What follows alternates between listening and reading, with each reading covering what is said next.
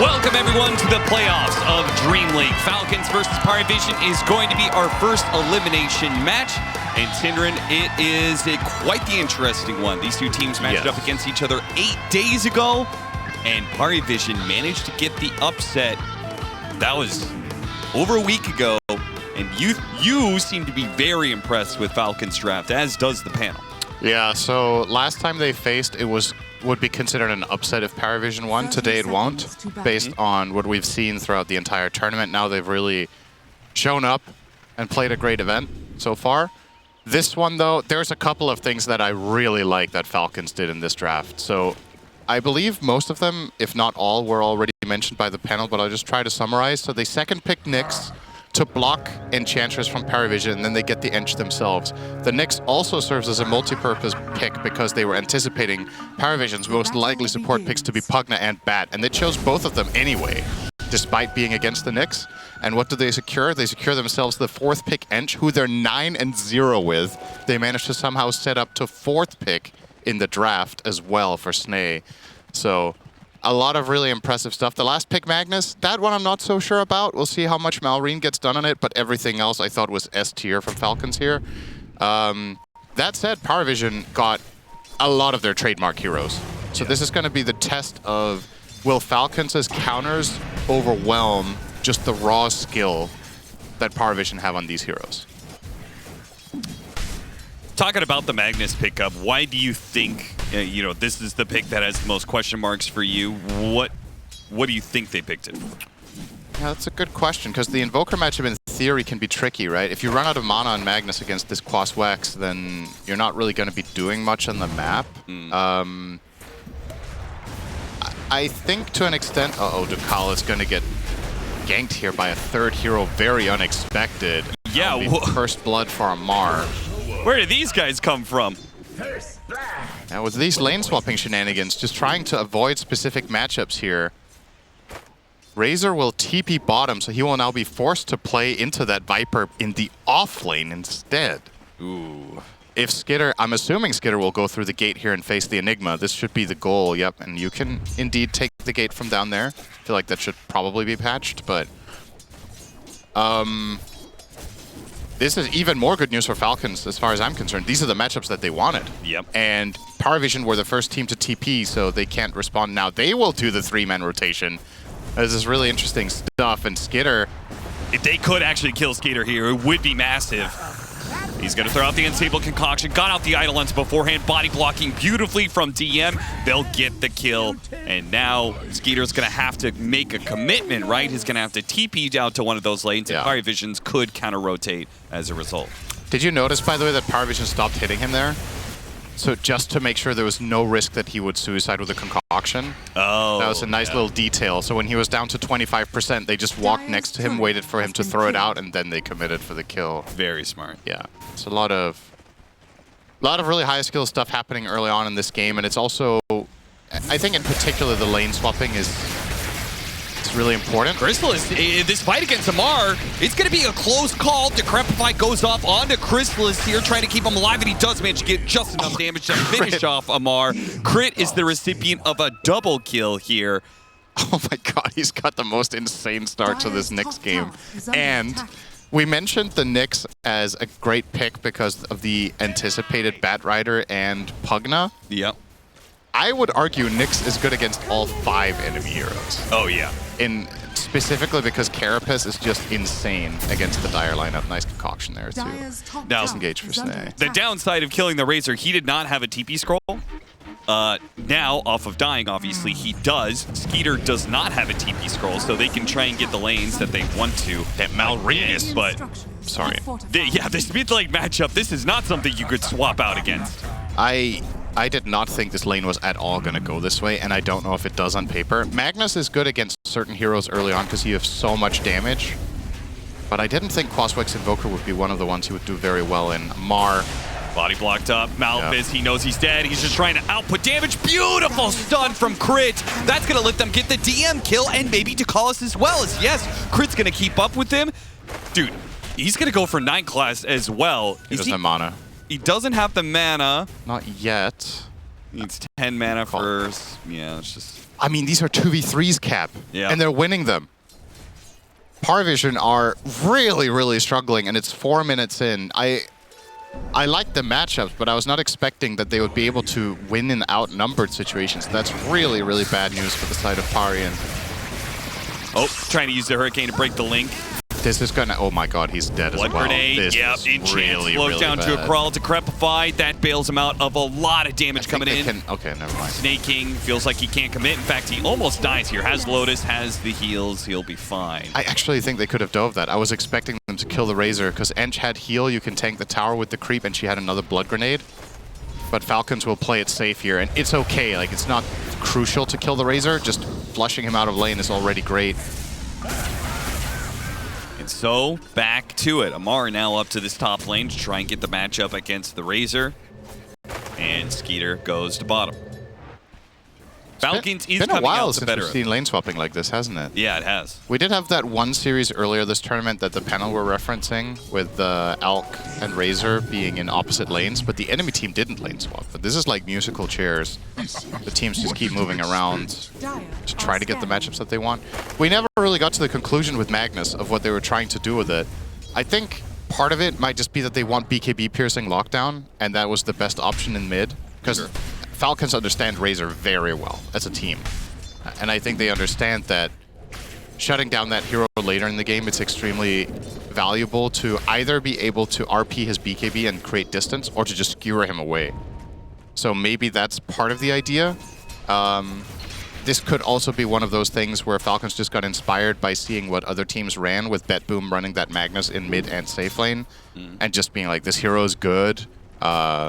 Where I am going to have a nice lane against Invoker, apparently, for Malrine, and then that's enough justification. Magnus as a hero, in theory, is just exceptional later in the game if you can get a good lane, and mission accomplished on that front. Yeah. 3K lead. He crushed the first two waves of CS. I think the Invoker walked away with no last hits, so...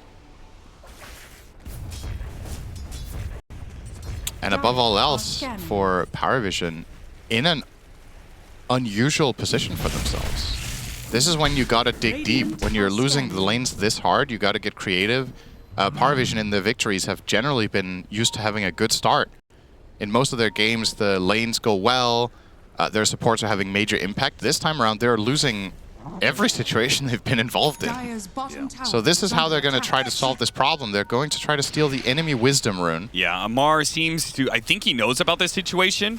They're going to try and slow him down here. Takal's going to TP away, and it's going to be up to 9 class to hit the flame break, bump back, but Crit's going to be here for the stun. Should be able to secure it as a result, and he does, and they'll possibly get the kill on 9 class as well. It's a close call, but he out-heals the damage. Did Crit not get hit by the flame break? Oh, Spike Carapace. I think he could have carapaced the TP if he got hit by the flame break, but maybe he didn't. I thought it hit them both. I thought so too. Huh. 8-minute power rune is coming up. You can already see Crit is setting up for it. They got the first one into Malrine's bottle. Very important considering the resources. Oh, nice max range stun. Caught him on the edge, and now the unstable concoction's going to come in. It's not going to be a super long one, but if it's long enough to get Malrine in position, or they just beat him down apparently. The classic skitter TP to mid, which Falcons do more than any other team, is bring their carry to that particular lane. A lot of other teams have started running through the gate. That has kind of become the standard meta, that carries level 5 and 6 will try to gate to kill the opposite side of the map. But this one, I see more out of Skitter than any other player. And in some of Falcon's games, it's got major impact to go and kill the mid-hero. So, looking really, really hot for them. They did lose their safe lane tower, but honestly, that's the only real casualty they've had this game. And it was still a trade. Yeah. I don't think PARIVISION have won any exchange. They've traded every single time. And I would argue the Invoker death for the tower is not a good trade, because you were destined to get this tower. Sure. It was going to happen anyway. So you didn't really... It wasn't a conscious choice of, all right, we're going to lose a guy, but we'll get map control in exchange. Everything has been worse than the expected outcome for them.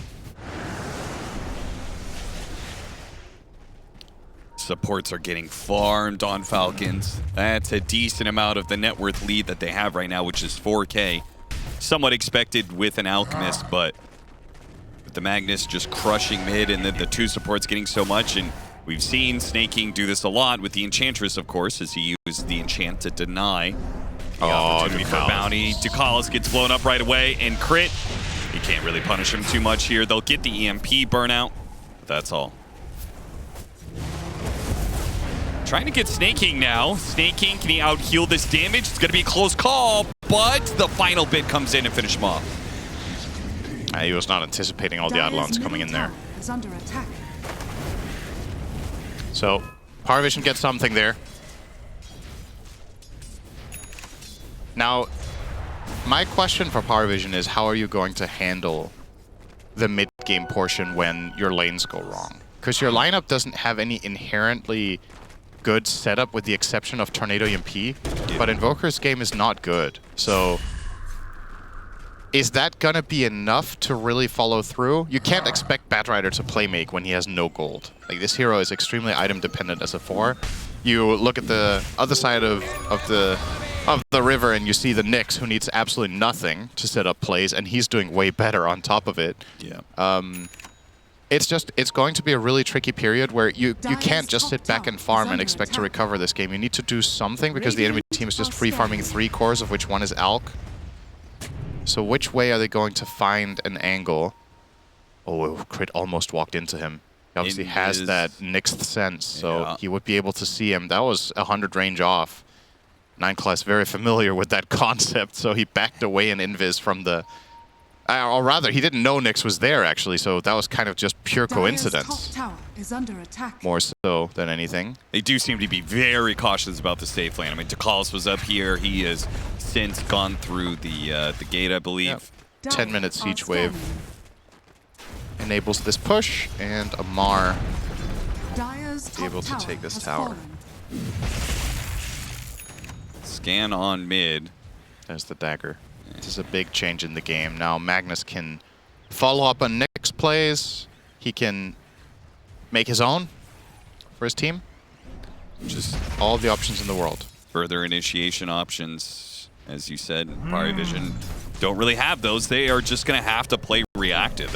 I feel like their lineup, when behind like this, really doesn't have any of the other options. Just going to have to hope to hit the right Decrepify saves, or... That saw Snay, right? I think they saw Snay smoke, but they didn't necessarily see who he smoked with, and they don't got know. the RP anyway, pulled him back in. Yeah. Nice play from Maureen, got it on the turnaround play too. They did not know about the mag blink. And they pulled him so far away, no way Ducalis could come in and help out. Oh dear, Amar, he is going to get run down by Chrysalis. Chrysalis might be able to turn onto Snaking as well, but the guy who's Storm, he's actually half HP. It's looking a little awkward for him. He's going to back out, does not want to die here. Amar thought he could get away with that because he has a 4-staff, but a little bit overwhelmed there by the PARIVISION defense, so they get a trade. Black Hole was used there and obviously canceled. Not the biggest deal, but it's just because I feel like early Black Holes are oftentimes, you know, one hero kills. Very rare to get good Black Holes in the early game, but still doesn't feel great, that's for sure. Yeah, PARIVISION would like to get some sort of a win instead of a trade every single time. But it is definitely very, very challenging. In theory, the way you would do it would be Invoker set something up for Razor. But these heroes' natural, let's call it that, natural map placements don't really align right now. Razor wants to farm for the most part, and Invoker would like to make aggressive moves with some sort of side laner, but it's just not very easy to do, so more often than not, both heroes are going to end up just hitting some jungle at the same time and push out the waves. In that instance, Razor was able to connect on the play because it was under his tower. It's a dangerous situation. Might be able to get him on a spike carapace stun as well. Not even needed. Skira comes through. Maureen and Crit. The duo brings down Chrysalis. And again, you could see Ducalis, I mean, it's up to him to try and bail out these heroes, but he has no idea where to go in these situations. Who knows where the Nyx Assassin is setting up that next kill? And Crit is having the time of his life. I cannot believe how good of a Nyx game this became. with them picking it second. He counters so many things. He's 4-0-5, 100% kill attendance. He won every single move that they made for them. And this is with level 1 Carapace. It's going to get worse. It's going to get so much worse when he gets level 4 Carapace and a Dagon. And I mean, with how his game is going, this could be a sub 20 Dagon as well. Get onto Snake. He got the heal off, though. Yeah, he might just live. Not going to be enough damage for you. This is awkward RP put down onto. Nice save, though. Decrepify, help bailing out no one a little bit. They skewer him back. And still chasing the Sentry Ward out of range. Wait, there's another one. They got a second slow onto him. They're trying to Life Drain heal him up, but he's too slowed. Once you get in range of the Viper, you are probably screwed. And now the Skewer back for an additional kill. DeCallis hopes to get the Snake King kill. It's not going to happen either. Yeesh. Despite being this far ahead on Skitter, he is still a part of a lot of plays on the Alk.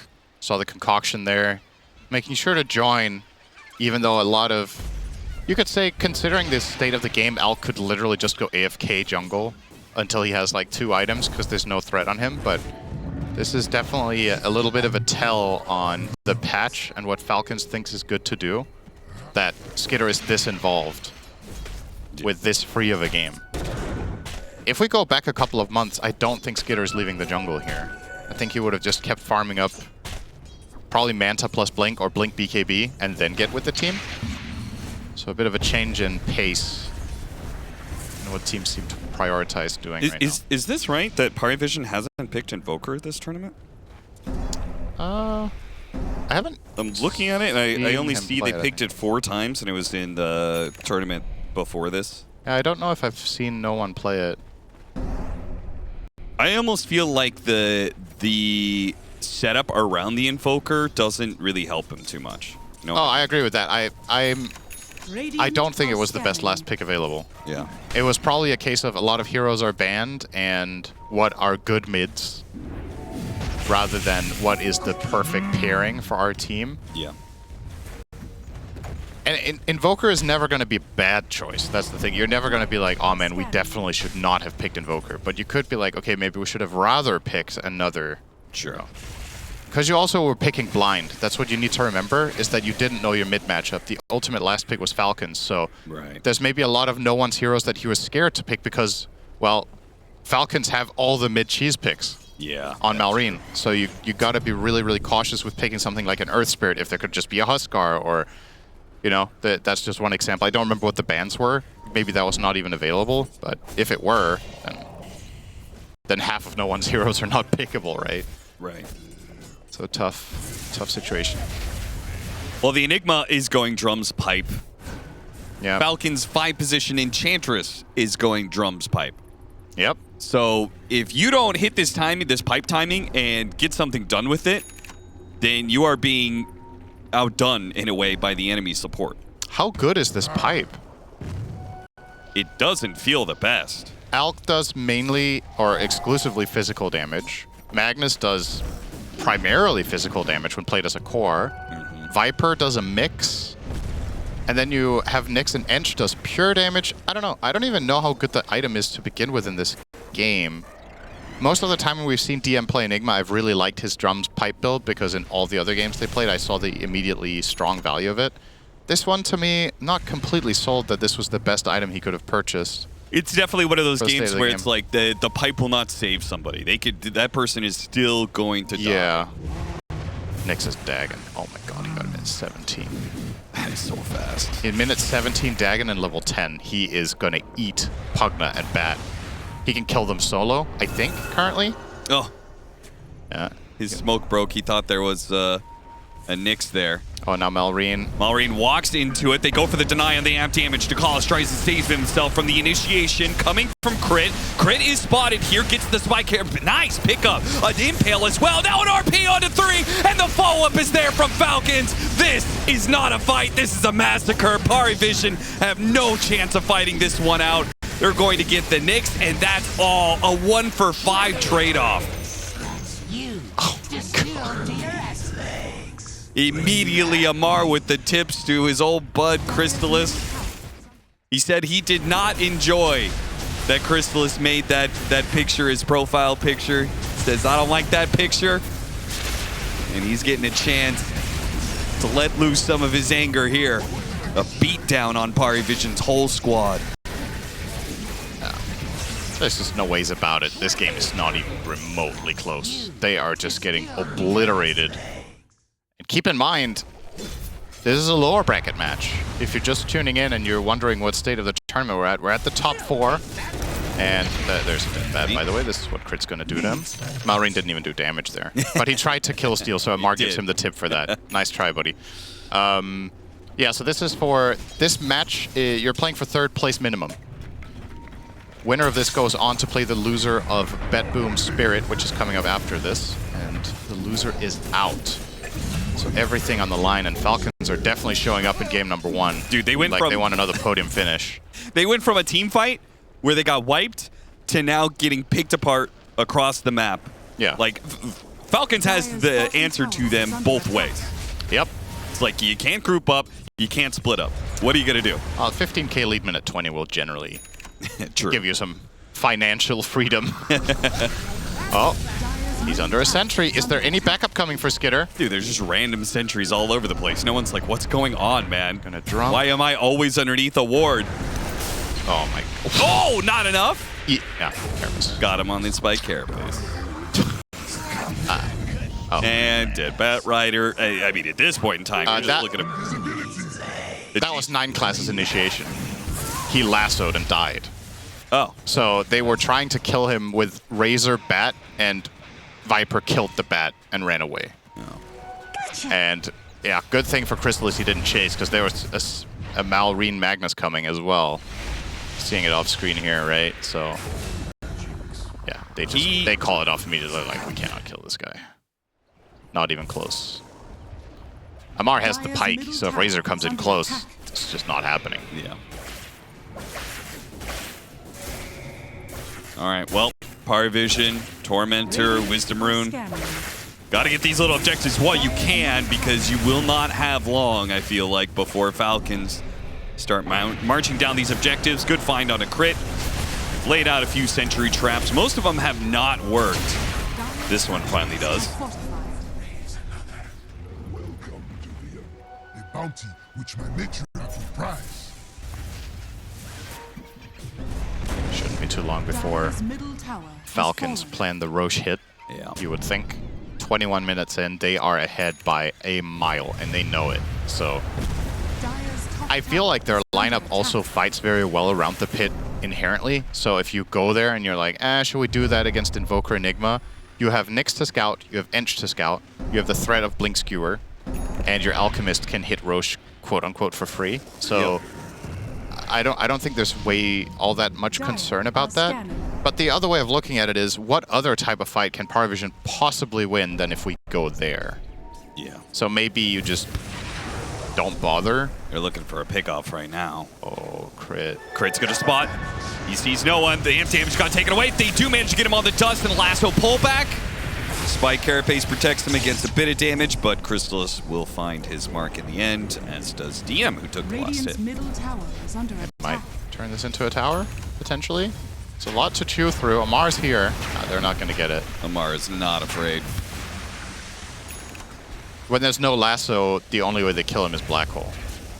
In a situation like this. You can just pike away from everything else. DM, he's saying pipe, or excuse me, BKB is the next choice. It feels like it's just Blink, BKB are your only options now to turn this game around. You just have to hit a really good Black Hole. And it begs the question, was the pipe worth it? Sure. When you look at the part when he started building the pipe, maybe you could have pivoted there. Been like, all right, game is not going according to plan. Are we going to really find the type of fight that we want with this, or should I go for the full-on all-in late game combo?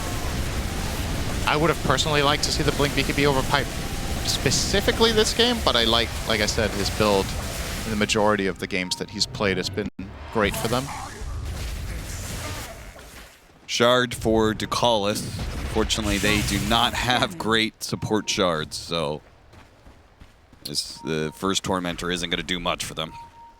Unfortunately, he is probably about to die here. Yeah. There's the Nether Blast crit, we'll realize, and Oh, good Force Staff. The foresight there to anticipate maybe Nyx is coming for me actually saves his life, because Crit wasn't going to go for the Vendetta hit. Sure. He would have just stunned, cast his spells, and then they would have Viper struck him and he would be dead. But Bukalos with a good read will get out. Buying some time. There's the Roche. Yeah, I mean, inevitably it was going to happen at some point. It's just a matter of when. Falcons felt like it was natural enough to go there and take it for free. Yeah, I think they waited for AC, so it'd be a lot more efficient to do it. Because at this point in time, it's not a question of whether or not we can do it. It's a question of like how efficiently can we do it, so we do not give that much to PARIVISION in the process. And AC obviously makes that a lot quicker, and now they can take this Aegis and push down the bottom lane, take the tier 1, take the tier 2, take over the triangle, and PARIVISION loses a lot of map control. Invoker is trying to find something, or got found rather, by Crit. Tornado up, here comes the unstable concoction, and he's done for. This has not been no one's game. It just hasn't. Every stage of it has just gone horribly wrong. He got crushed in lane.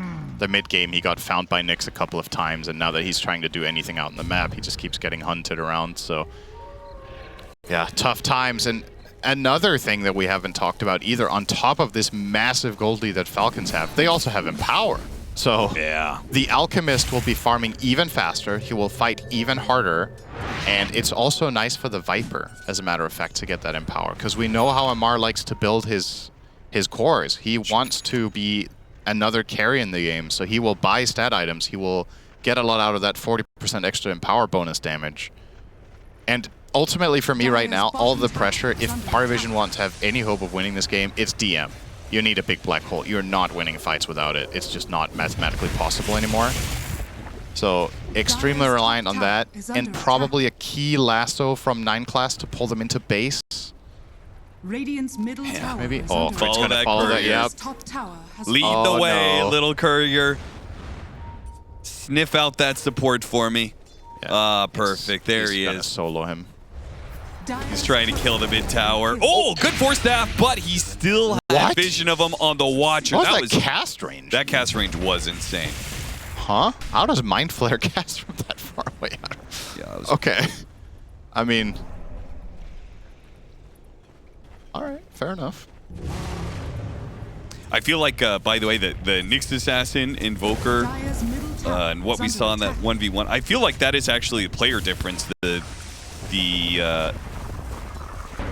biggest difference in outcomes from these recent matches of these two teams, right? No one has been, doing really good work for PARIVISION, and Crit actually struggled in a few of the games that we casted to them recently. He had some rough games. This one, he's popping off, and no one just can have no impact. I think primarily the games that we've seen Crit struggle have been on Huerta. So it might just be Falcons reassessing whether that pick is the right one for them right now. Sure. I think Crit is an incredibly talented player that could play any hero that the role demands. Radiant's bottom tower In is under attack. his career, he's played everything from semi-carry 4s to Chen. He plays the whole array. Yeah. So I don't have any doubt that he's capable of playing Huerta, but it can be something like the team dynamic of how this hero functions in the lineup, or the way they play the lane, or just feel. Sometimes you just don't like a hero because you have a bad performance or two, and maybe you lose a little bit of confidence, and you just want to play something that you've got. That is not okay. How? That was my reaction too. My eyes got very wide as well. Like, how is he allowed to Mind Flare from 1,000 range? What is that? It's pretty bonkers. I'm mousing over the ability and seeing the cast range, and I'm still in disbelief that he got it off. Yeah, it's 800. How? He must have started the animation when he was mid Force Staff, so then you get some grace, right? Yeah, that must be that. Attack. Radiant are scanning. Okay, no get one the- spots the Nyx Assassin, not Vendetta this time. Yeah. Well, Crit is... Radiant's middle tower has No one fallen. needs to not get too close to him. Yeah. Wow, they could just kill Crit. They think it's bait, actually. But he is completely alone on that ops. Yeah, Mario, I think, is the only one showing in this bottom lane push. So it's got to be one or the other, surely.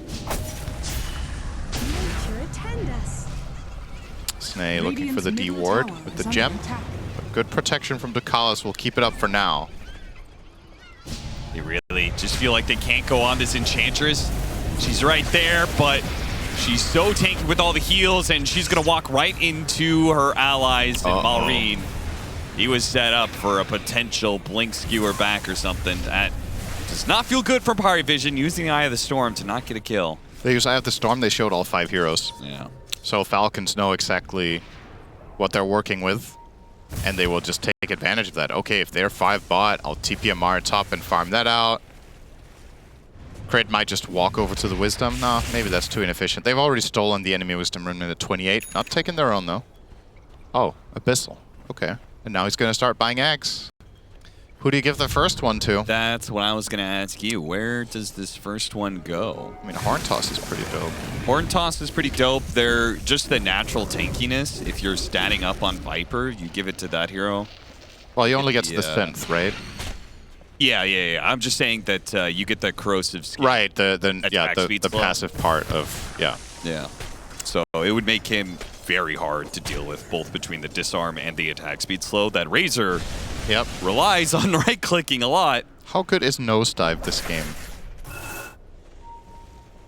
I think it's a little bit tricky to use, maybe, but...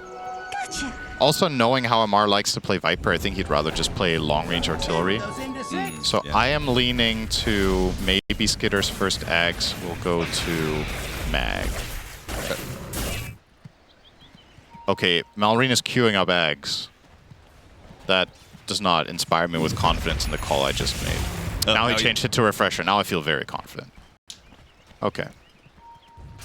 We'll see how confident Malrine is with the Horn Toss. Let's see how fast 9 class responds. 42 seconds. All right. Just in time for another Vendetta. I think if nothing else, this game... I want to see in Game 2 PARIVISION adapting very quickly on the fly, because this is clearly just a team that's super prepared for you and just out everything you. Yeah. So, is your hero pool too shallow to solve this problem, or can you pivot completely for Game 2? Because you've picked 5 heroes that you've been running a lot this tournament, with the exception of Invoker, but that was also the last pick of the draft. Everything else Falcons could have very much expected. And Falcons were the ones to pivot here with a first pick Viper response to Razor. They're running a mid-mag that we've barely seen played. I mean, it's been played 9 games, but I don't think they've played it a single time. They run the early pick Nyx that also hasn't been something Crit has been prioritizing nearly as much as this. So they made all the adjustments coming into the series. Now PARIVISION is going to have to make them in the series. And that is a lot harder because you don't get a day to prepare now. You get 15 minutes. And you've clearly been caught completely off guard by a team that just did their homework.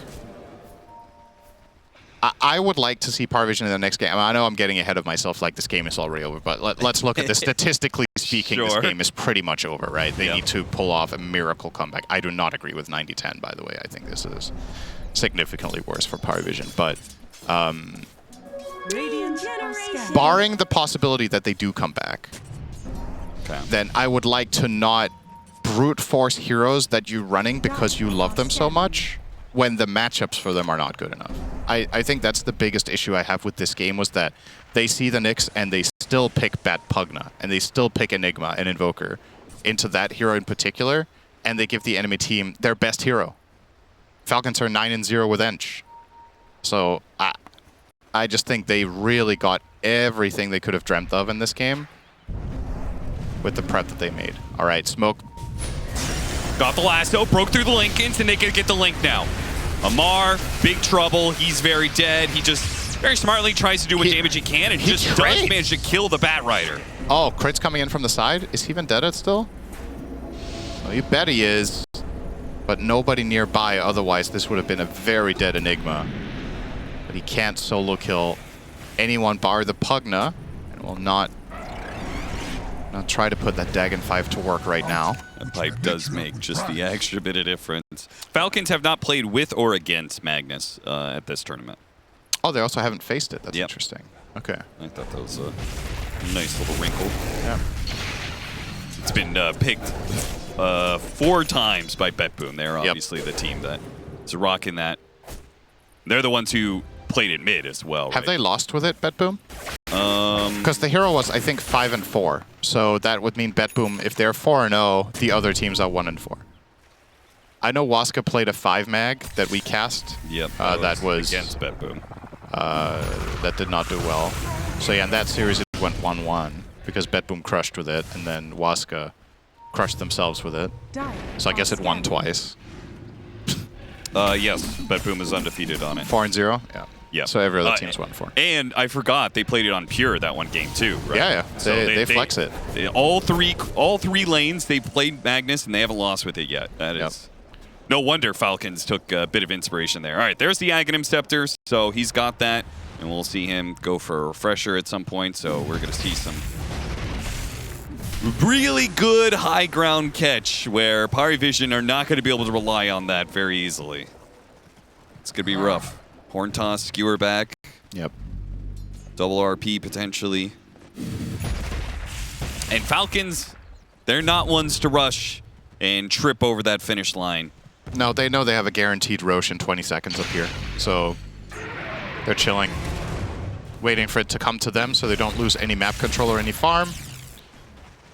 All right, next one for the Viper, you think? Or I just don't see the in-support ones being that value. Radiant are scanning. Here comes the... I think Skitter should upgrade his Blink over that. I think that's actually more impactful. Okay. Personally.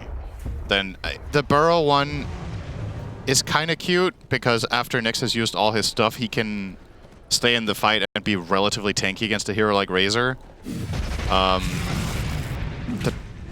upgraded corrosive skin is pretty good.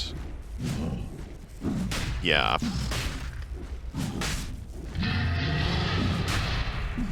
I don't know. Of all the options, I like upgraded Blink more. But if he's going to give another axe away, it's probably Viper. All in all, I suppose. If I'm not sold on it. All right, now the pressure is on DM to the highest degree. It's not even about needing to hit a good black hole. You have to hit a fight-winning black hole. If it's not fight-winning, then... Oh, Horn Toss! Maybe you just lose the game anyway. Oh, These many pickoffs, he doesn't Razor dead for 60 seconds. They're definitely going high ground with that. He did not anticipate the Horn Toss. I think he had no idea that it was even in play. Yeah. But even if he did, it's hard to react. It's a pretty fast cast time. Mag just gets in there and gets the catch. You can BKB mid-Horn Toss, right? Not anymore. Not since they made it an Aghanim Scepter, I believe. All right, so when it was the Shard, originally you couldn't, and then... Oh. Needs just a little bit of extra help. Snaking will gladly take that for him. So when it was a Shard, at first you couldn't BKB it. And then, yeah. And then they nerfed that so you could. And then they made it the Axe, and then again you couldn't. I think that's the way it went. You're right. That sounds familiar. Amar, he has the Shard, so push. We'll be going quickly here.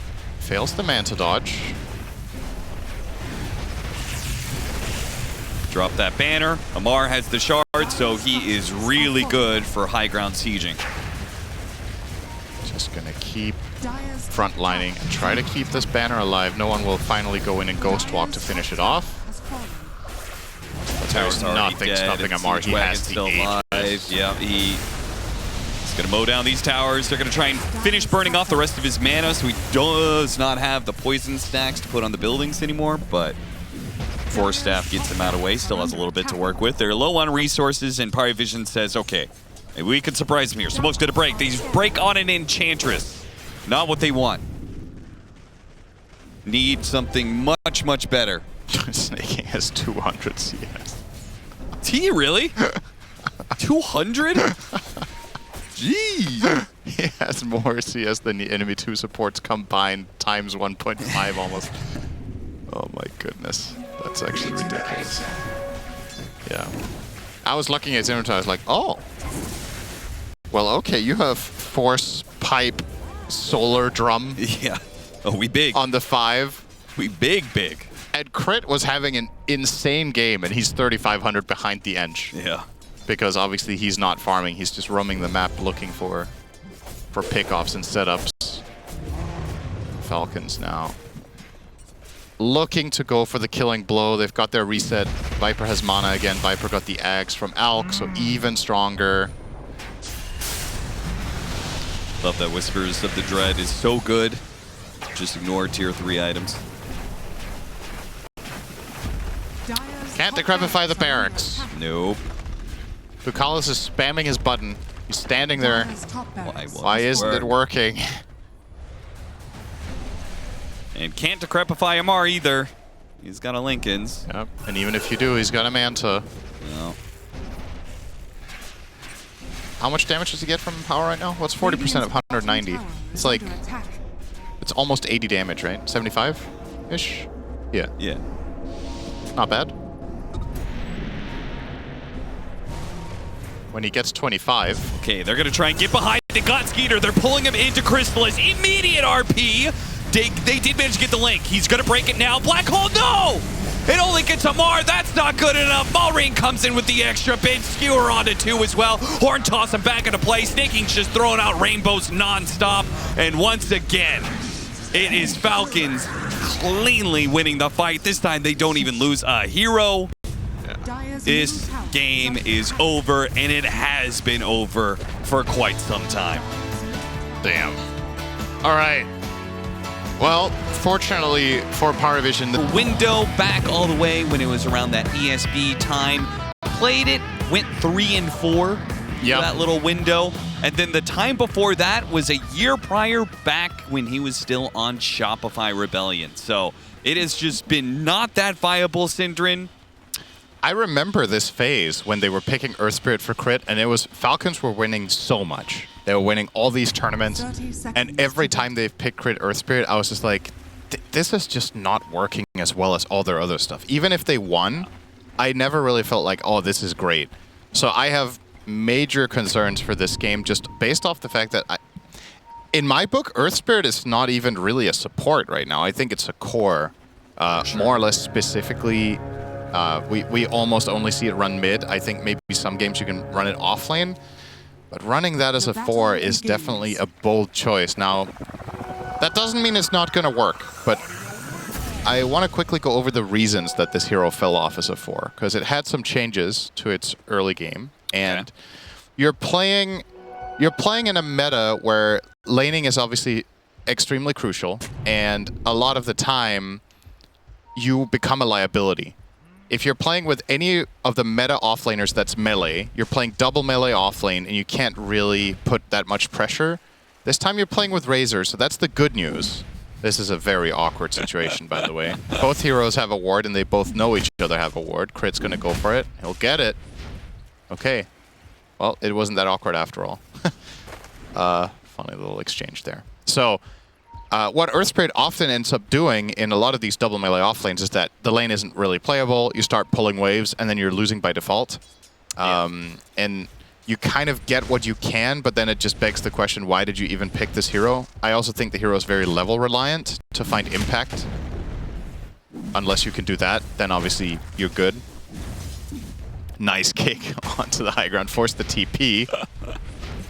There's some funny shenanigans between the two supports so far. All right, enough about Earth Spirit. We also have a Weaver. We gotta add one more thing about Earth Spirit. Okay. We are not done talking about it. All right. We also forget about the fast. Ready to roll, baby! He's gonna line up with his allies. He's gonna roll through them and slam into the enemy for a longer stun. That's so difficult to use. It is so hard to use. I mean, we'll see if he makes it work. The other hero that stands out in this draft is, of course, that Falcons also went for the Weaver. It's only been played once this tournament by Ame, and he lost. Yeah. Not that I care that much about that sample size of win rate when you have that few games. It's kind of irrelevant. I wonder what prompted it this game, because I personally like Weaver a lot as a hero, and I think it's underplayed. But this didn't stand out to me as a great Weaver game necessarily. I guess the Sand King matchup was good, but then the Sand King just goes mid. Oh, he Brew struck for it to try and get it ahead of the Skewer, and it still goes into Maureen, and he's going to maybe die for this. Oh, he will. First blood goes to Maureen. Oh, unworth out of 10. Oh boy. Well, As much as we can talk about hero shortcomings, at the end of the day for Falcons, it's not going to matter that much if they win all 3 lanes. Yeah. And Weaver is an insanely strong lane. So that one, I just have them down as just flat out taking against Enigma Tusk. I don't think it's likely that... Oh, no. He's kicking himself for that one. Yeah, he's not happy about that, of course. So that one's tough. The offlane, specifically because it's Razor, I think Earth Spirit can actually function here because it's Razor against Alk, and that's also the information that Falcons did have when they chose to commit the Earth Spirit to offlane position 4. So that makes a lot more sense for me and has me a little bit more hopeful than just forcing in a Earth Spirit 4 because crit is amazing on the hero. Yeah. Because I don't think that justifies the pick anymore. But if you can get away with it here, and of course there was the whole surprise factor of PARIVISION definitely thought it was mid. Even though they know crit plays it, like you said, he hasn't played it in half a year, so you just have to go in with the expectation during the drafting stage that it will be Malrine playing it. And that did open up for this Magnus. Malrine found success with last game. Mar, big pressure on the Crystallis. Now, obviously, he is still losing the lane, but I do think it is really interesting that no one opted to take the Dust Devil Facet against Magnus. Like, I'm assuming the idea being there is I'm going to get skewered out of Sandstorm. So I just want to be able to have a Sandstorm that doesn't go away if I'm moved out of it. And maybe he feels like the farming is going to be better for it as well. Malrine just... He is relentless. Yeah, underneath tower, trying to put more and more pressure on no one. Well, succeeding as well. Yeah. You gotta say. Oh, God, he's... Again, is he going to go for the skewer? Oh, hit him on the burrow strike, but now the skewer is open. Oh, Olay, he misses it. The bull charges through, and no one dodges definitely and will be able to pick up maybe both water runes This for is this. super awkward now for Malrine. This is a really funny situation. He's going to pull the wave down to the bounty rune, so he gets a rune. Okay, there you go. I mean, that's a better refill. Or rather, it's the same refill, excuse me. It's an equally good refill. Well, no one goes up to top and gets the other water runes, Yeah. so he is back in business. I guess it's good enough, though. You don't get the water bonus, but you do get the bounty rune that you were probably not expecting necessarily to get minute 430. Oh, big damage. Malrine, better be careful. Ooh. So Needs to be close. careful. Here comes crit. Spots him. Range He has a drop's range drop. important That's here. going to protect him a little bit. Here, Burrow Strike is up in a second. He gets away, and he picks up a bounty rune. He's good to get some heal. So very close. He's coming back into it. He's got 9 class, who's also making the rotation over. Both these heroes are quite low. This gives Malrine a nice opportunity to go back to base, though. Now he knows that this won't be wasted, and when he returns to mid with a TP, he can bottle up crit a bit, so that he can return to bottom in turn. If they... Okay, crit's actually... Nah, he will wait. DM Looked left like alone. 9 class trying to protect him with the ice shards. Barely does so successfully. Yeah, and there it is. Crit's on his way after being bottled up. But now that the 4 position has been pulled out, it means Falcons have the advantage for the power rune until Ducalis comes in. Tries to even out the odds. They commit to bottom, roll in, it lands, no rune there. Nice Immediate stun. Burrow Strike catches him as he's trying to get away. Crit does survive, now the RP on the 2 of them. Malrine, beautiful stuff there. And Ducalis is still gonna try and work on Crit, but Crit just had tons of regen. Stick charges, a Fairy Fire, they're both gonna die for daring to try and kill the Crit Earth Spirit. Yeah, this is working out really well for them so far. Crit being able to leave bottom for this long is extremely valuable for his team. And this hero was going to be the talk of the game because it is so polarizing as a 4, but they managed to, at the very least, find conditions where it can be possible, specifically because Razor's matchup against Alk is so good that Crit can do this. Just keep moving from lane to lane. He's won the mid. Now they're going to kill 9 class top as well. And this is during the siege wave as well. So talk about perfect timing. Now they're going to put pressure on this tower. Malrine is out of the here. triangle with Malrine here with the amp damage too. Hits him with a skewer to slow him down. They surely have the diving potential. And a Wisdom Moon steal from Crit as well. Falcons just picking up everything here. Damn. This is under attack. This is just a different beast, I feel like, than what we've seen out of Falcons the last series they played. They've definitely leveled up and figured some stuff out. Now with this Wisdom Rune steal, look at that level distribution. DM is below the enemy 5 as Enigma on experience. And you're going to get fast 6s now on Falcons. Oh, he rolled through him! He missed. Chrysalis will instantly TP away because of the threat of the Link and Eye of the Storm building up. So Chrysalis is going to have to take a little timeout from farming. And that bottom lane gets taken over by Falcons. Once again, it feels like there is a heavy burden on no one to right the ship. Yes. Off of a lost lane. Yeah, it's very reminiscent of Game 1. There's a lot of similarities despite the lineups being vastly different with what has happened in the first few minutes of the game. Man, I'm happy to see the 4 Earth Spirit do well because it's such an exceptionally difficult thing to run, in my opinion, that you want to give credit where it's due when it does work out. Really matching the conditions for this hero to function. And it tells a story if Crit hasn't played this hero for half a year, because he's one of the best players in the world on the hero, if not the best nowadays. And if he doesn't touch it in Pro Dota for half a year, then that is Falcons saying, we think this hero is extremely contextual as a support. But once in a while, it can be a good moment for it. Now, this would be a very nice pickup for PARIVISION. They'll get a Mar. Nice snowball through, chasing after Crit. Don't think they'll get the extra, but they got the big one. No one in trouble. Decrepify gonna be put onto him. Immediate RP. The bug is building up some minus armor. He's gonna try and burrow strike on out of here, but the shard. It was a good attempt, but Skeeter was already on the other side of it. What did you expect? 1 and 8 Falcons continue to run the map. And you're just extremely level starved on PARIVISION supports. That's the big difference here. The Falcons heroes just have way more unlocked. Now Crit is almost going to be level 6, so he can take some more initiative around the map here. Just needs one creep, essentially, to get the Magnetize and truly unlock his hero. This needs to work. It needs to work. They do manage to get the vision. Unstable Concoction, Snowball with a Cold Snap. I think they do have them, but the rebuttal is going to be there from Falcons. Slowing it down, Skewer right in the middle.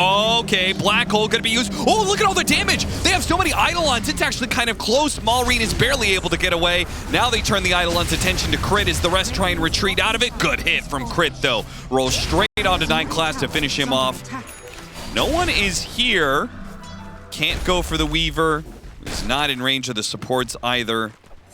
Does not feel great, even when they are the ones setting the pace for a fight. PARIVISION still falls behind, a 1-for-2 trade. Yeah, it was close, like you said, on the Black Hole. Maybe if they really believed in it, there could have been a mag kill, because they were a bit slow to react. Yeah. Like, DM threw it out, and then they were like, whoa, wait, this is actually kind of working. And then they start walking in, and then nope, it doesn't work anymore. And had to retreat with really clutch decision-making there that could have been even better for them, but still. And there's the Blink Dagger. Cute attempt at a play. Skewer back into the roll from Crit. Doesn't work, but got the kill anyway. Didn't need to. And this is another play around a siege creep. So Falcons turn this into mid tower. This is just, honestly, textbook stuff. The rotations, both of the rotations from Magnus, or this is not technically a rotation from him, but it involves him in his lane, have been around siege creep waves. So they got the top tower with this 5-minute delayed wave at around 6:30 when that was connecting after the waves had been fighting in the top lane. They get this mid tower with the 10-minute siege wave, and they've taken the bottom tower as well. So wide open map, and that is the dream if you're playing Weaver. You're extremely mobile, you can farm very fast if you can move from camp to camp and you have the mana regen for it.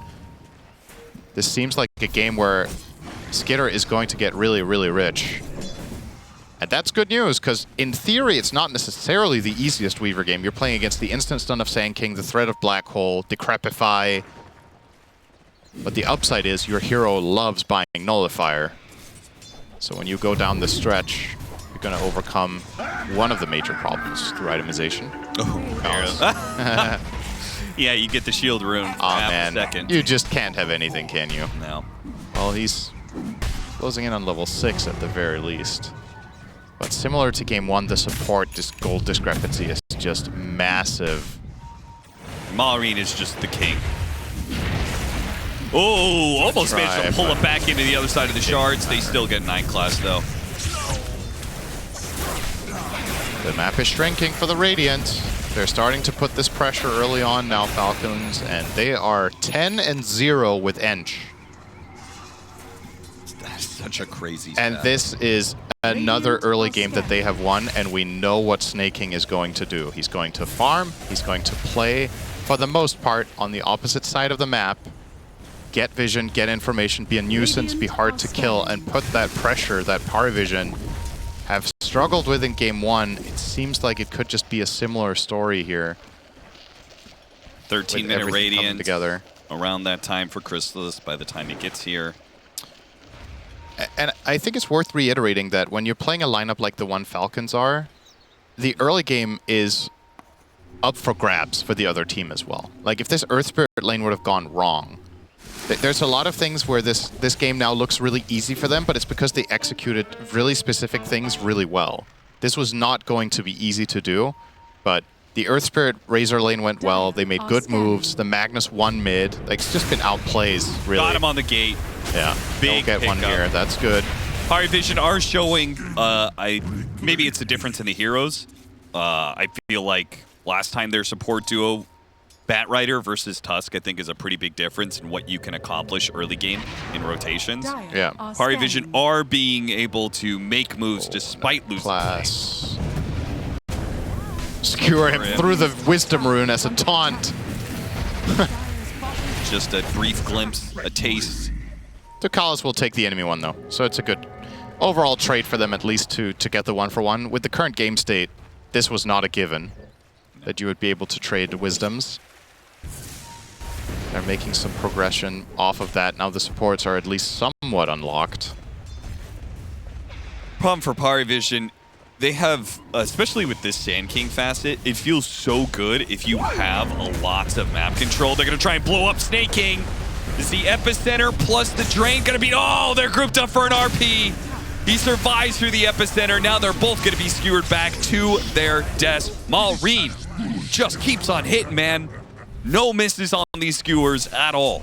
Notice Snake King's skill build as well, by the way. Very uncharacteristic for him. We've almost only seen him go 0-4-4 and just max out that heal. He has maxed Impetus in this one, as a part of the way they won the top lane was off the aggression that he was putting with this build. It's not overly surprising to see a little bit of Impetus, but to max it out very first is not the common Ench build nowadays. Yep. And even this, the other facet as well, to amplify it. Yep. Seems like a just flat-out targeted solution for the type of matchup he was playing with. Because correct me if I'm wrong, but last game he had the other the other way around, right? Yep. That was also against Enigma. So it's not about the opposition, I think it's about his ally. Weaver, right? Yeah. It's about being able to play that overly aggressive pressure style in the lane. You'll find him there with the Alk. So a nice chunk of gold for Chrysalis. The one core on the Radiant who's doing well. The others have a lot of ground to cover, but at the very least the Alk is deathless and has 180 CS. Skeeter, looking at the 16-minute rune, is not there, and he'll back off. Arcane bot for Malrine if he wants it, but he's actually not even checking that, surprisingly. Maybe worried about a rotation, that he was in danger? Don't know. Vessel soon. It's gonna be... Is DM going the same build? Drum? No, he's not. Drums, Crimson. So no pipe. Okay. Yeah, it is not a pipe game. No. Felt like last game wasn't the best pipe game. This one's even worse. Set in stone. The Crimson Guard's very good against the Weaver and the Razor, and to an extent against Mag. I definitely think the Crimson this game is better than the Pipe was last game, but I'm still not sold that he should get either. With the flow of these games and what Falcons, the way they're playing them, I wonder if this is another one of those where you should have just blinked BKB after your drums. I think getting the drums is always going to be fine, because that is your tempo item and the one that you put the pressure on early with to whatever extent you can. Yeah. But if you're stuck playing defensively, how much is this Crimson Guard going to do if the enemy team is the one taking the initiative? You're likely ending up in the same situation as last game, where it's going to come down to you a lot, and then will you have what it takes when it matters off of this rough of a start. Smoke with an arcane rune. They're going to catch Maureen. Maureen doesn't have his BKB yet, and so Nice will find. be chain stunned. Big pickup, 1,000 gold off of that kill. Yeah, that's really, really big for PARIVISION. Immediate TP to the outpost, not to the tier 2 Alchemist. Radiant are scanning. Getting behind Snake King. Snake King has already dipped into the trees, TP'd out. Nice. Aggressive wards on both sides there of that bottom jungle area. Both the gate and the tier 2 area is covered. Yep. Bounty.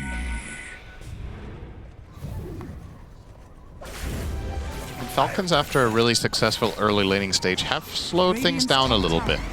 We're not seeing a ton of aggression from the Earth Spirit. We're not seeing Weaver chasing down heroes all that much.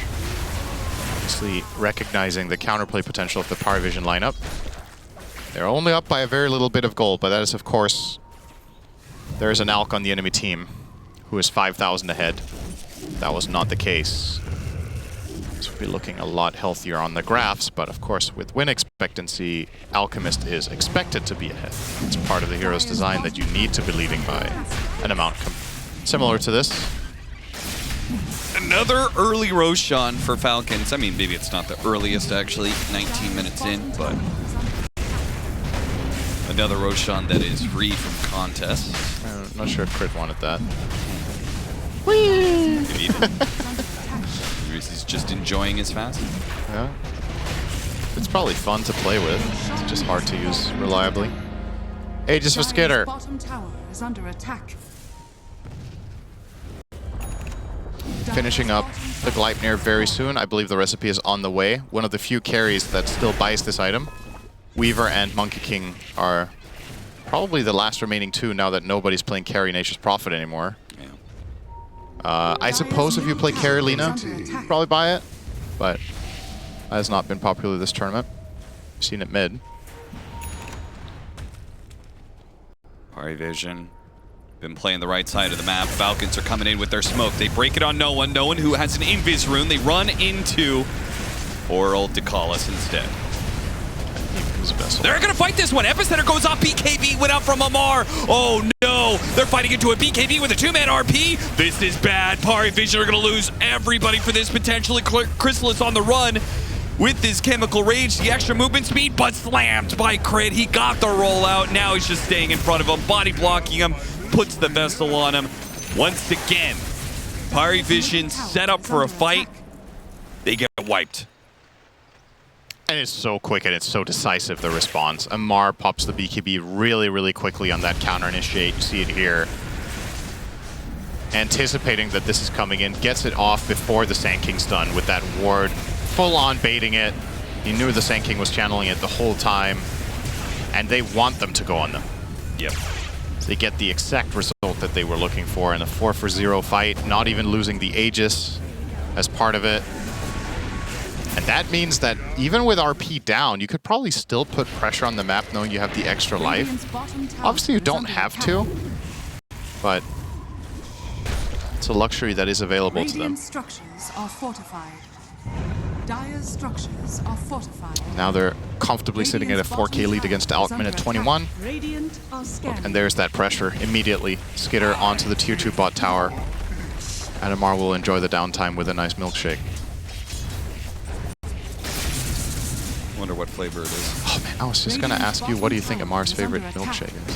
What's your favorite? Oh, that's a good question. I don't have very many milkshakes, actually. I think I'm just good with the good old-fashioned chocolate. When it comes to milkshake, nothing too fancy. I find that chocolate flavor is generally overrated. I love chocolate to death, Okay. but I don't think chocolate flavor in more or less anything is better than the alternatives. I feel like if there's a product that has a chocolate flavor and a vanilla flavor, the vanilla one is better 99% of the time. I will actually largely agree with that. I think I actually don't prefer chocolate ice cream so much, but I agree. I for don't some think it's that reason, good. chocolate milkshake Okay. just hits the spot. I don't know. There's something about the mimicry of chocolate that's really hard to do with flavors, where I feel like vanilla flavor mimics real vanilla a lot closer. Sure. Sounds like we're having a very serious discussion about this. I love it. Welcome to the playoffs of DreamLeague, everybody. Yeah. So I guess my favorite milkshake with by extension is probably either vanilla or strawberry. Listen, you guys got to give us a little bit of leeway. This is looking like it could just be 2 25-minute stomps by Falcons. Yeah. They're not as ahead. I feel like as game one, obviously net worth is very different once, you know, Alchemist, blah, blah, blah. But I do actually feel like PARIVISION has a better chance. Oh, they have a much better chance in this game than game one. It's not even remotely close to being as bad. But that chance needs to be realized in the next few minutes. You're opting to fight into Aegis here. They're going to go after Amar. Okay, they're chain stunning him. They almost got him. They do manage to blow him up. Malrine hits a big RP, though. Can they win the fight without the Razor? It's looking pretty good for it. They've already taken down 2. Chrysalis is still very strong chasing after Malrine, but Malrine, he gets away thanks to the roll-in from Crit, slamming Chrysalis. The final, they come in, and Snake King's there on the other side. The Vessel just does too much work. You got 1. You lost 4. Falcons continue to dominate this series matchup. Isn't Dota just funny sometimes? Like, Malrine doesn't play this hero all tournament. And then today he's picking up, okay, I guess we'll play Mag today. And then he's just owning. Yeah. Like, where was this hero for this team?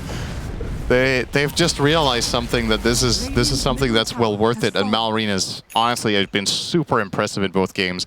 It's not just the way he's landing the spells. It's what I love to see on Magnus is when players are decisive. Yeah. There's no hesitation. He's very quick. His spell casting is crisp, and he's just going for it immediately. Every opportunity he sees, he's just in there.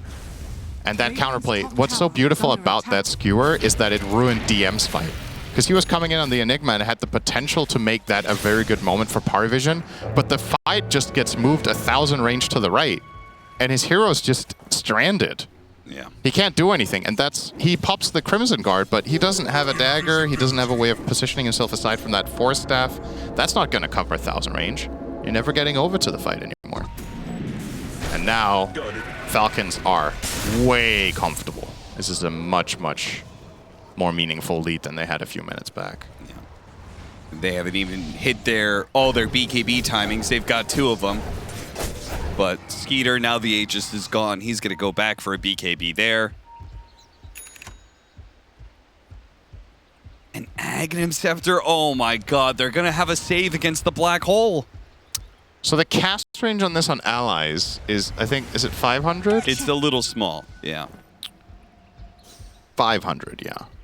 That can reach unless you're on the opposite side of the black hole. If they're in like the center of it, he can cast it from the periphery. Yeah. And if they're on the periphery, it's super easy. I guess Earth Spirit can always just choose to roll into the black hole and like mash. Yeah. Because it has no cast point, right? Petrify? Does it? Yeah. I think you're right about that. Maybe it has a tiny one. It actually makes a difference because otherwise you can just roll into the black hole and just spam that. Because you can cast it while you're rolling, right? Yeah. I'm pretty sure you can. Yeah. Okay. So that would be a potential play. He's also buying Aetherlands. That was what I was going to talk about. Nice. So that will definitely cover the bases. It's supposed to be the one upside for PARIVISION is that they, once again, they have Black Hole and Falcons don't have a save, so like maybe. But they get an Aghanim Scepter, especially an Aetherlands. Go for crit here. That's snaking. Once again, excuse me, snaking. Easy to get them mistaken. They can't actually commit because every single time they've committed for a kill, Malrine has been there. Oh no. 3-man RP, 2-man skewer. Crit's gonna chase after them, threatening the epicenter. That's a really good glide here. And here comes the roll follow-up. It got the silence onto 2 with the magnetize on both of them. 9 class finally gets off the snowball, but it feels like it's too late. Barmar is already in with the BKB, draining away Chrysalis' damage. The Alchemist just not going to have impact. He tried to go for the TP away, but an RP denies that. Now no one goes for the TP instead. It's Chrysalis caught in. Go Gleipnir, stop the no one TP. Chrysalis is slowed down to a crawl. He's not making it out. Another 5-man wipe. Falcons just will not lose to this team. They take no L's. This is the best Falcons has played all tournament, and that is a serious concern for the potential upcoming matchups if they manage to close this game out. Is you're looking at teams like BetBoom and Spirit, who BetBoom in particular has played outstandingly well this whole tournament. Yep. And Spirit have leveled up, but the improvement that I've seen from Falcons from 2 days ago to today is like This is scary stuff. It's like they're getting in form at the perfect time. Everything in these two games has lined up. I loved everything from the draft in game one, the way they prepared for the series, the way they're placing their lanes, their individual plays, the movements, the itemization, all of it. It's just pristine. There's almost no mistakes happening. Their spellcasting is immaculate.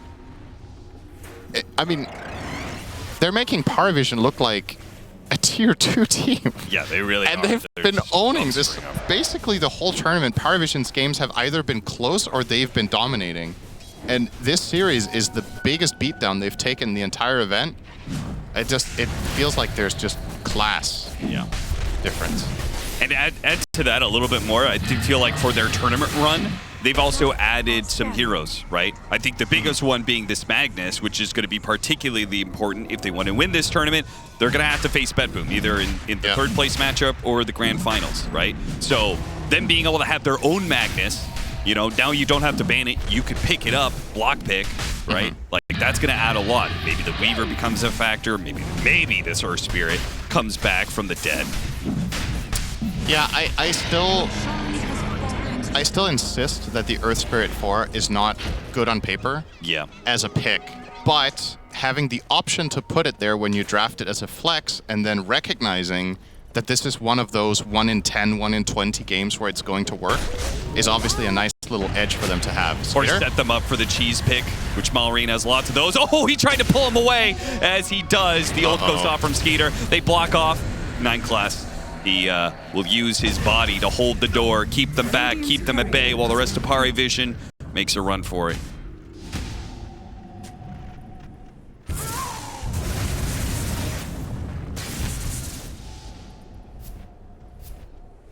But that's honestly, to me, that's one of the coolest parts of this game that we have just watched, is that Falcons recognized that they could run ES4 after not playing it for half a year. That Crit is like, guys, this is the game.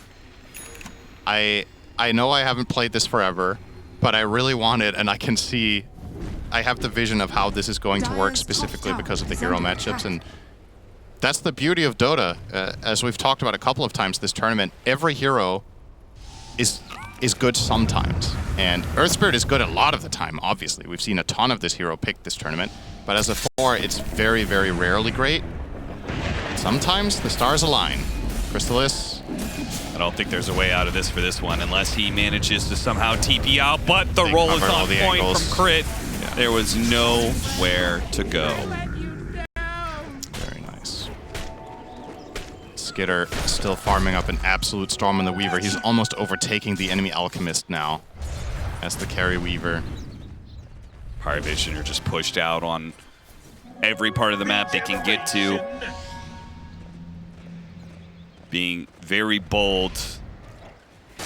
They got to keep away. Falcons away from their side of the base. They still have 3 minutes left on the Aegis, so Falcons, they really could try and force some things. I don't know if they feel comfortable going high ground with this Aegis, but take the final tier 2 at least. Aghanim Scepter for the Tusk. Their high ground defense is going to be very intimidating. They're going to have Link Dagger soon for the Enigma. That's going to be up in just 20 gold. If they get an Aghanims on the Tusk, they have Sandstorm, Nether Ward. There's a lot of AoE high ground fighting stuff that's going to be annoying. Radiant's top tower Got him with the Enchant Stone. Kick him to Snake King.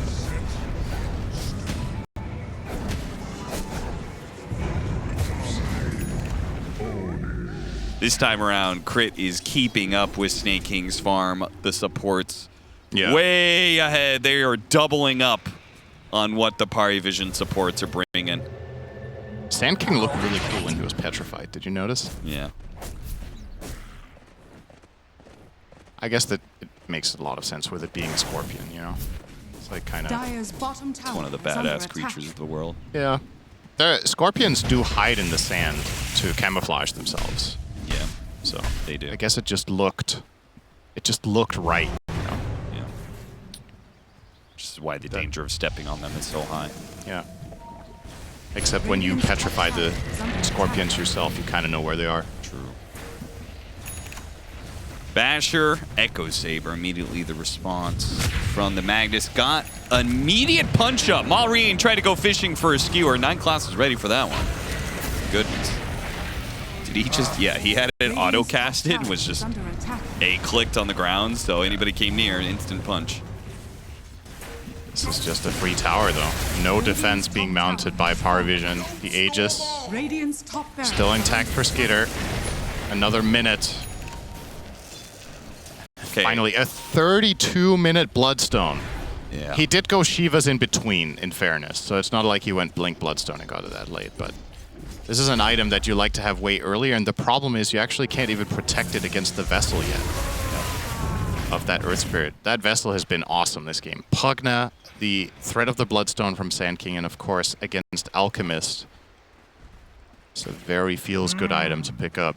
Yeah, we were talking about the fact how Vessel seems to be a good item for the meta, like theoretically, but very often times is ignored just because the prevalence of BKBs and Mantas and Yeah, it falls off. yeah.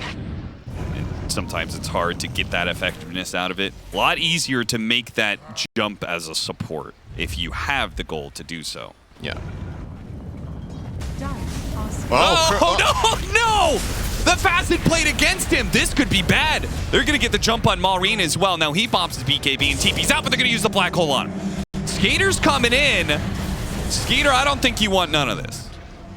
This is a 3 versus 5 already. I would need to see a replay of that. I genuinely wonder if somebody walked in front of him when He did. He was doing a short roll, right? He Yeah. just wanted to position himself, And then he hit an ally and a on teammate walked. accident. I mean, that Facet, man. It's had a couple of good moments this game too, though. It's not Oh, like yeah. it's just been grief, but there's just all the pitfalls and how hard it is to use. Oh, the Collis. And of course, All right, Falcons, He's out of there.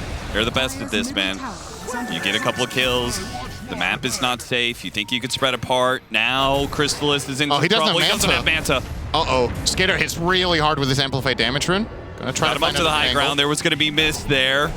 DM. Okay, the Pro Strike comes through. Crystallis isn't dead yet, but Skater's catching up. Okay, never mind. They're going to go for the Sand King instead. He activates the Bloodstone. He's not making it out of This is a alive. 3v5 situation. Crystallis still in a bit of trouble here. Did they spot him going up there? They did. He does have a 4-step, but I don't think Skeeter can catch up. There's the gate.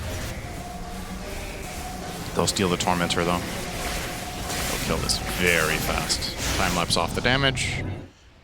Yeah, it's really impressive. They just lost these two heroes in mid, and they're just totally unfazed by it. They find the right moments of opportunity on defense on their side of the map and get a couple of kills back the other way, and it's like nothing happened with this final moment of opportunity that PARIVISION found after forever. Radiant are Finally, they scanning. get something going, and then it just doesn't amount to anything. Oh, he took the shockwave damage Radiant's since top he has barracks are the under shard. attack. He did not go for skewer range on Magnus. Yeah, Radiant's top barracks has fallen. I think he might have done the same last game. Okay. I'm not sure. Did he make level 20 last game? I- I think he did, right? He must have. Radiant structures are fortified. First lane of barracks. Radiant's top barracks Not are long for under this attack. world. They'll delay it a bit with the glyph, but Skitter Radiant's top barracks has fallen. finishing that off.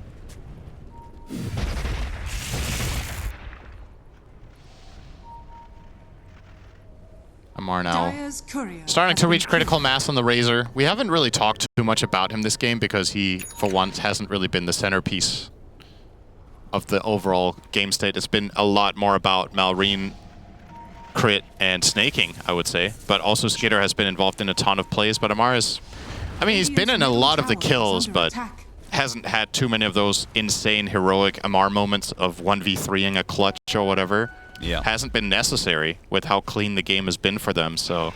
He certainly, if it does come to that, he certainly has the items to make that clutch happen. Exactly, that's what I was BKBs, gonna say. Satanic, soon to be Lincolns. He is so farmed off of what's been going on in this game that he will be a real late game threat that you don't even necessarily just kill off in a black hole. Because he has 3,500 health and a Satanic BKB, and now the Lincolns will be complete and 400 gold. Actually less because he can sell his wand. Are scanning. Would you get this kind of tanky with this facet to the Thunderhead? Yeah. You put yourself in the middle there with Eye of the Storm active, and then you're just getting so many storm surge procs. Yeah. I'll hurry my food and spike you. Well, that's a dead pine cone. Grasping at straws here, PARIVISION.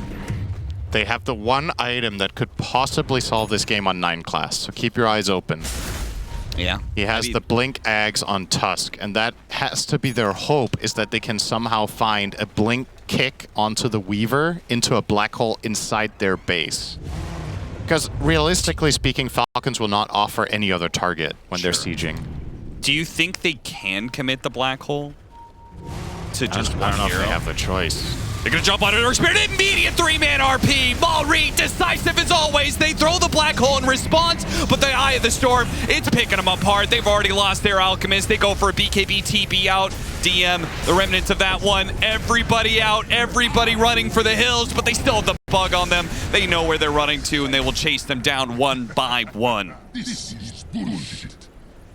Yeah, jumping the Earth Spirit with the team around is definitely not the ideal fight, but it was the target that they saw, and they don't have the info about where everyone else is, but Falcons had good formation. They were ready.